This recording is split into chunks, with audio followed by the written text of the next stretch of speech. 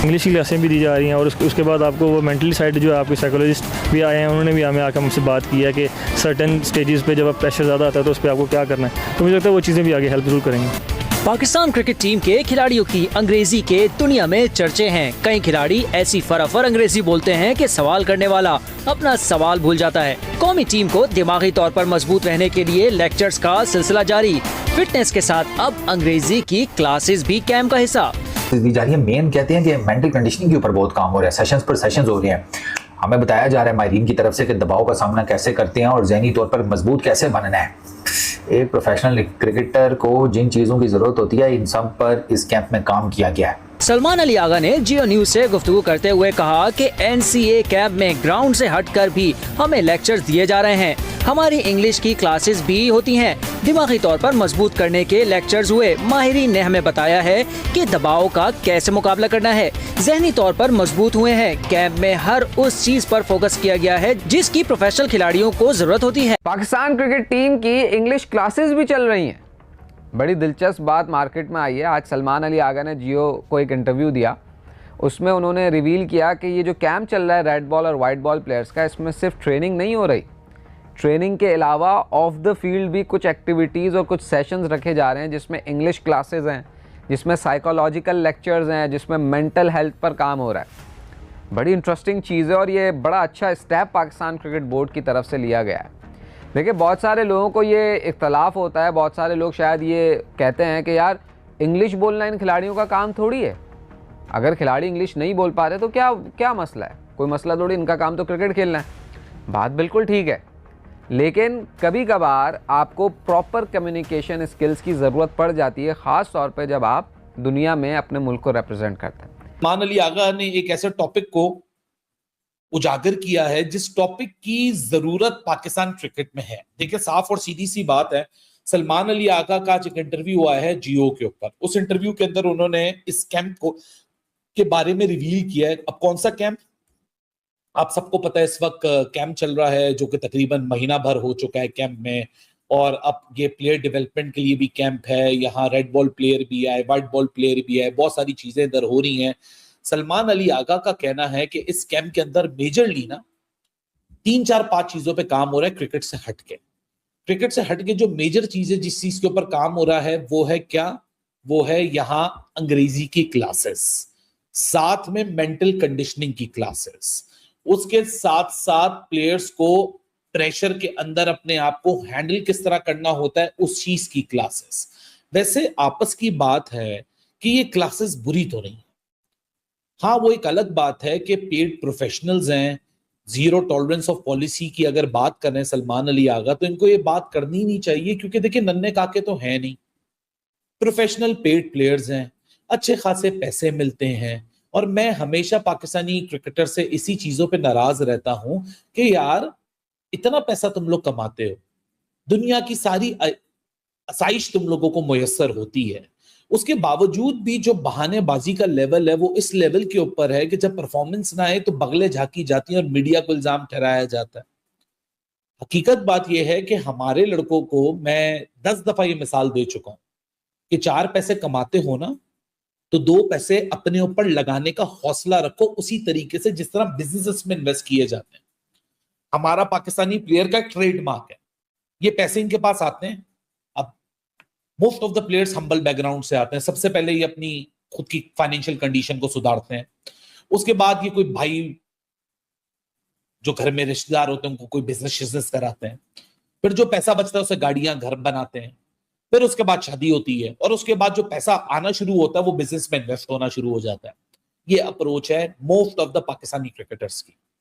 मैं चीख चीख के मर गया 2-4 क्रिकेटर से, तो मेरी खुद इस चीज पे बहस हुई है कि भाई 2-4 पैसे अपने ऊपर लगा लो। वसीम अकरम की मिसाल देता हूँ, शुएब मलिक की मिसाल देता हूँ कि इन लोगों ने भी टीचर्स रखे, इन लोगों ने भी जो पैसा कमाया वो अपने ऊपर लगाया। आज आप शुएब मलिक को देखो या वसीम अकरम को देखो, जब या वकार यूनुस को आप लोग देखो, वकार यूनुस का ताल्लुक तुम लोग सोचो कि कहां से वो निकल कर आया। और आज जब वकार यूनुस बात करता है तो ऐसा लगता है कि जी ऑस्ट्रेलियन अंग्रेजी बोल रहा है। वसीम अकरम बात करते तो ऐसा लगता है वो पैदा ही इंग्लैंड के अंदर हुए हैं, ऐसी फरफर अंग्रेजी उनके मुंह से निकल रही होती है। और वसीम अकरम का पहला man of the match Ramiz Raja साथ आए थे वसीम अकरम के इंटरप्रेटर बन के ट्रांसलेशन करने, ये हालात थे वसीम अकरम के। लेकिन वसीम अकरम उस वक्त के पाकिस्तान क्रिकेट बोर्ड के पास नहीं गए कि जी मुझे जरा अंग्रेजी की क्लासेस दी जाएं। ये इस बार का पाकिस्तान क्रिकेट बोर्ड ने, मैं तो कहता हूं बहुत अच्छा स्टेप है, well done Pakistan cricket board. जहां मैं इनको क्रिटिसाइज करता हूं वहां मैं इनको इस चीज की एक तारीफ भी करूंगा कि वेरी वेल डन। माजरत के साथ हमारे प्लेयर को तो एहसास नहीं है कि बात किस तरह करनी है, अपने आप को कंडक्ट किस तरह, अपना कंडक्ट किस तरह रखना है पब्लिकली। मेंटल कंडीशनिंग भी बहुत इंपॉर्टेंट रहती है, क्योंकि प्रेशर में एक दफा आते हैं और ऐसे प्रेशर में क्रम्बल करते हैं कि वापस ये सर नहीं उठा पाते हैं। मेरी समझ में नहीं आ रहा यार, सीधी सी बात है। लेकिन बहरहाल जो भी ये करते हैं अल्लाह बेहतर करे, इसलिए क्योंकि पाकिस्तान क्रिकेट का जो हाल है सबको ही पता है। मैं रोज़ इस पर कमेंट्री करता हूँ, रोज़ इस पर एनालिसिस देता हूँ कि खिचड़ी पकी हुई है, कुछ पता नहीं है कि क्या।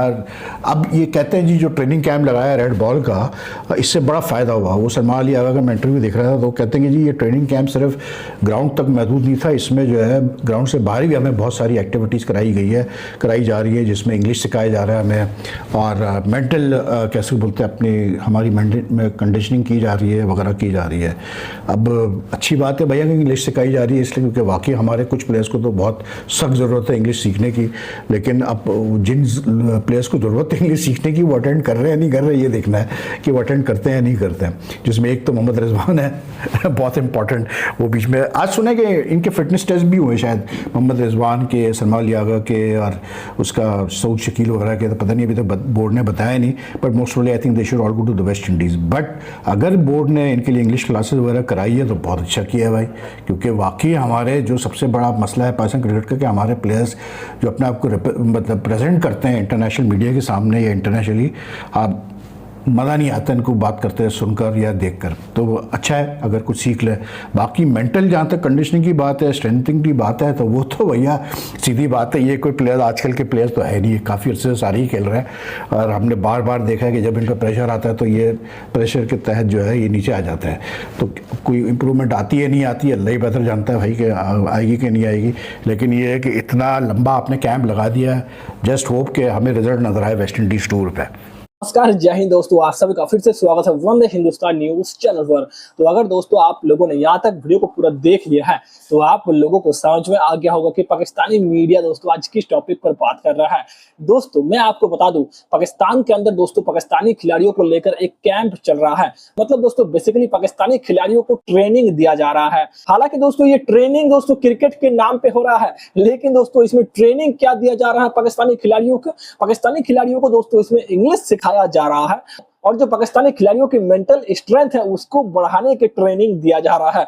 मतलब दोस्तों जैसे छोटे बच्चों को ट्रेनिंग नहीं दिया जाता हमारे इंडिया के अंदर, अब दोस्तों उस तरीके से पाकिस्तानी अधर उम्र की खिलाड़ियों को दोस्तों ट्रेनिंग दिया जा रहा है, मतलब इंग्लिश सीखने का और जो मेंटल हेल्थ है उसको दोस्तों सुधारने का। यानी कि दोस्तों जब भी इंडिया पाकिस्तान का मैच होता है तो पाकिस्तानियों का हाथ पैर कांपने लगता है कि उसको सुधारने के लिए दोस्तों अब ये लोग दिमागी ट्रेनिंग दिया जा रहा है। फिर दोस्तों इंग्लिश भी दोस्तों सिखाया जा रहा है पाकिस्तानी खिलाड़ियों को। मतलब आप सोचिए दोस्तों, एक प्रोफेशनल खिलाड़ी जो इतना पैसा कमा लेता है कि अपने आप पे काम करे, लेकिन दोस्तों पाकिस्तानी खिलाड़ी इतना निठल्ला है कि खुद दोस्तों कुछ नहीं करना चाहता। ये लोग सिर्फ बड़े बड़े बातें करने आता है, इनको सिर्फ दोस्तों बड़े बड़े बातें करना आता है। अगर दोस्तों ये चाहे तो अपने आप को सुधार सकता है, लेकिन दोस्तों सबसे बड़ा दिक्कत कहाँ है आपको पता है? पाकिस्तान के अंदर दोस्तों इंग्लिश कोचिंग सेंटर ही नहीं है। हाँ दोस्तों, पाकिस्तान के अंदर ऐसे कोई जगह ही नहीं है जहां दोस्तों पाकिस्तानी खिलाड़ियों को इंग्लिश सीखने का मौका मिले। इनको अगर इंग्लिश सीखना है तो इनको दोस्तों बाहर देशों में जाके इंग्लिश सीखना पड़ेगा। लेकिन दोस्तों ये पाकिस्तानी खिलाड़ी अपने आप पे काम ही नहीं करता है, इसीलिए दोस्तों आज पाकिस्तानी मीडिया भी दोस्तों इनको ट्रोल कर रहा है कि इतना बड़ा होने के बाद दोस्तों अब इनको इंग्लिश सिखाया जाएगा। मतलब ये किस तरीके का दोस्तों कैंप है जहां दोस्तों क्रिकेट के नाम पे क्रिकेट के अलावा सब हो रहा है। पाकिस्तानी मीडिया का कहना है कि क्या इस ट्रेनिंग सेंटर से ट्रेनिंग करके पाकिस्तानी खिलाड़ी क्या अब इंडिया को हरा पाएगा? इस तरीके का बयान दोस्तों अब पाकिस्तानी मीडिया दे रहा है। पाकिस्तानी मीडिया दोस्तों अपने ही क्रिकेट बोर्ड को सवाल कर रहा है कि इस ट्रेनिंग सेंटर का क्या फायदा हुआ जब इसमें क्रिकेट ही नहीं खेला जाएगा, जब इसमें क्रिकेट की टेक्निक के ऊपर बात ही नहीं होगा। सिर्फ और सिर्फ मेंटल हेल्थ की ट्रेनिंग से क्या इंडिया को पाकिस्तान हरा पाएगा? इस तरह का अभी दोस्तों, इस तरह का आवाज दोस्तों अभी पाकिस्तानी मीडिया से उठ रहा है अपने पाकिस्तान क्रिकेट बोर्ड को लेकर। तो दोस्तों इस पूरे वीडियो को देखने के बाद आप लोगों का क्या ओपिनियन है? आप लोग इस वीडियो के कमेंट सेक्शन में कमेंट में अपना राय जरूर लिखिएगा। और अगर दोस्तों आप लोगों को ये वीडियो थोड़ा सा भी पसंद आया है, थोड़ा सा भी मजेदार लगा है, तो आप सबसे मेरा एक छोटा सा रिक्वेस्ट है, अगर आपने अब तक वंदे हिंदुस्तान न्यूज चैनल को सब्सक्राइब नहीं किया है तो चैनल को सब्सक्राइब करके साथ में बेल आइकन नोटिफिकेशन को ऑल पर सेट कर दीजिएगा, ताकि आने वाला कोई भी वीडियो आप लोग मिस न कर पाए। तो चलिए दोस्तों, मिलेंगे और अपनी वीडियो के साथ। आज के लिए बस इतना ही। जय हिंद, वंदे मातरम।